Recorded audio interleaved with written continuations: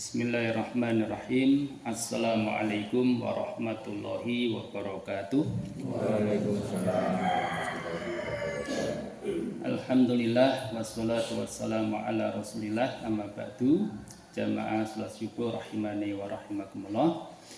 Di sini saya akan melanjutkan pembacaan ringkasan daripada kitab Tauhid. Telah sampai kepada sebuah riwayat dari Ibnu Mas'ud.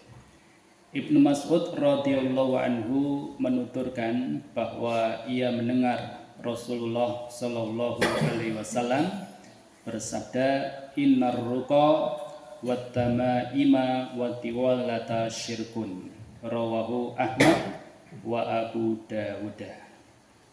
Yang artinya, sesungguhnya ruqyah, tamimah dan tiwalah adalah syirik. Hadis riwayat Ahmad dan Abu Dawud. Baik. Ar-ruqa di sini adalah azimat atau jambi-jambi. Jambi-jambi atau ruqyah dapat dibenarkan jika memenuhi 3 syarat. Yang pertama, mempergunakan kalamullah, yaitu lafal-lafal atau ayat-ayat Al-Quran, atau asma atau sifatnya, nama-nama dan sifat Allah Subhanahu wa taala, dan doa-doa yang ditujukan kepada Allah, dan juga isti'adah ya. Jadi memohon perlindungan kepada Allah Subhanahu wa taala. Maka yang seperti itu dibolehkan ya. Kemudian yang kedua, syarat yang kedua yaitu dengan bahasa Arab yang dipahami maknanya. Dan yang ketiga, tidak meyakininya sebagai pembawa manfaat dengan sendirinya, namun meyakini bahwa keberuntungan datang dengan kehendak Allah Subhanahu wa taala. Jadi syarat 3 ini harus ada ya.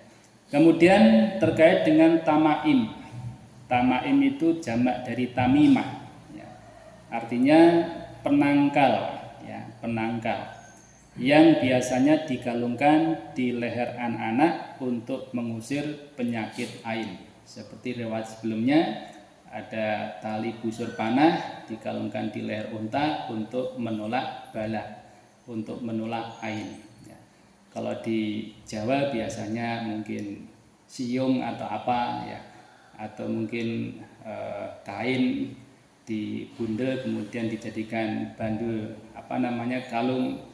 Kalau sekedar itu tidak apa-apa, tapi kalau sudah diyakini bisa menolak bala, nah ini nanti bagian dari kesyirikan, ya, tidak boleh. Kemudian tiwalah, ya. Tiwalah itu ya kalau istilah kita adalah pelet, ya. Pelet atau ajian pengasih atau susuk, di mana hal itu akan bisa membuat ya, pasangan itu semakin ya jatuh cinta atau tergila-gila. Nah, seperti itu tidak diperbolehkan. Baik. Abdullah bin Mas'ud, semoga Allah meridhoinya, ya, menjelaskan bahwa ruqyah yaitu azimat ya, dan tamimah yaitu sesuatu yang bisa digantungkan di leher anak-anak sebagai penangkal, serta tiwalah yaitu pelet untuk membuat pasangannya lebih tergila-gila padanya. Semua itu termasuk perbuatan syirik, jadi tidak boleh ya. Sehingga bisa diambil faidah dari riwayat tadi. Yang pertama adalah tahrimu ar-ruqa wa annaha minasyirki illa makana minha masyru'an. Jadi haramnya jambi-jambi ya, dan hal itu termasuk kesyirikan bila tidak memenuhi ketentuan syariat. Nah, ketentuan syariat yang bagaimana? Yang 3 hal yang kita sebutkan, yaitu dengan menggunakan kalamullah ya. Kita mengobati seorang meruqyah dengan membaca Al-Fatihah, surat Al-Ikhlas, surat Al-Falaq, surat An-Nas, surat ayat kursi, maka dibacakan, kemudian ditiupkan dalam air, kemudian diminumkan kepada orang yang sakit, maka ini bagian hal yang disyariatkan, boleh hukumnya.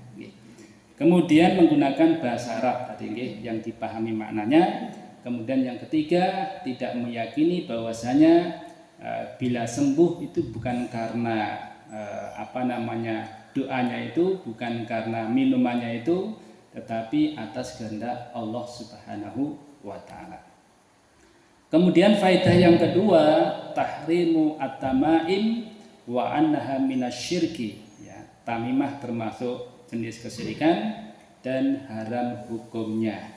Demikian juga tahrimu at-tiwalata wa annaha minasyirki, ya tiwalah ya termasuk kesyirikan dan haram hukumnya.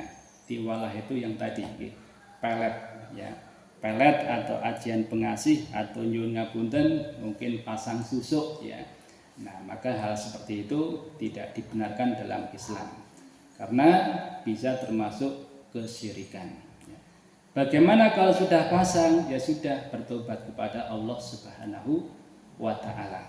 Nah, seperti itu dengan banyak bertobat dan menyesali perbuatan tersebut, maka selebihnya tinggal memperbaiki diri ya, jaga salat 5 waktu, kemudian banyak beristighfar, memohon ampun kepada Allah dan seterusnya. Jadi istiqomah dalam hal kebaikan, dalam hal keimanan, dalam hal ketakwaan, seperti itu. Wallahu ta'ala alam. Demikian, semoga yang sedikit ini bermanfaat. Kita akhiri, subhanakallahumma wa bihamdika asyhadu an la ilaha illa anta astaghfiruka wa atubu ilaik. Banyak kekurangan mohon dimaafkan. Wassalamualaikum warahmatullahi wabarakatuh. Waalaikumsalam.